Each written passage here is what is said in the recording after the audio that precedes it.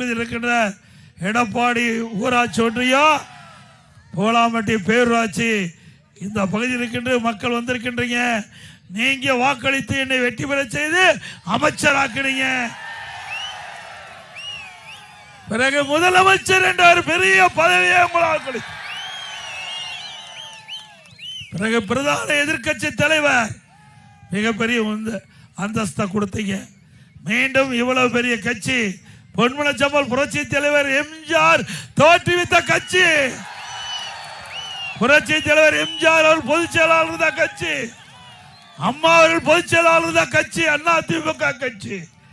இந்த அனைத்து இந்திய அண்ணா திராவிட முன்னேற்ற கழக கட்சிக்கு பொதுச் செயலாளர் என்ற உயர்ந்த அடையாளத்தை கொடுத்தவர்கள்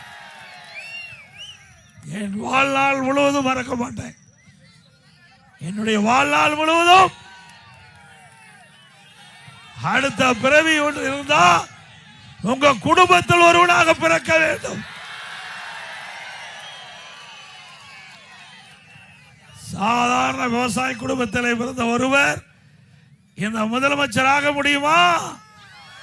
ஒரு கட்சிக்கு பொதுச் செயலாளராக முடியுமா? அதை நீங்க தான் தந்திருக்கிறீங்க, நீங்க தான் கொடுத்திருக்கிறீங்க. ஆக உங்களை எத்தனை முறை புகழ்ந்தாலும் அதற்கு ஈடு இணையே இல்லை.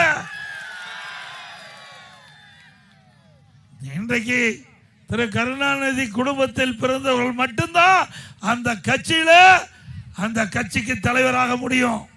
அதே போல அந்த கட்சி ஆட்சிக்கு வருகின்ற பொழுது அந்த குடும்பத்தை சேர்ந்தவர்கள் தான் முதலமைச்சராக முடியும். அண்ணா திமுக அப்படி அல்ல. நம்முடைய எடப்பாடி சட்டமன்ற தொகுதியில் சிலுவம்பாளையத்தில் பிறந்த ஒருவருக்கு முதலமைச்சர் பதவி கிடைச்சிருக்குது. சிலுவம்பாளையத்தில் இருக்கின்ற ஒரு விவசாய குடும்பத்தில் பிறந்த ஒருவருக்கு இவ்வளவு பெரிய கட்சியில பொதுச் செயலாளர் என்ற அடையாளம் உங்களால் கொடுத்திருக்கு. வேற எந்த கட்சியிலாவது கிடைக்குமா? இன்றைக்கு திமுக கட்சி குடும்ப கட்சி ஆகிவிட்டது. அது கட்சியில கார்பரேட் கம்பெனி. அந்த கம்பெனியில முதலாளியும் மாறி மாறி வருவாங்க.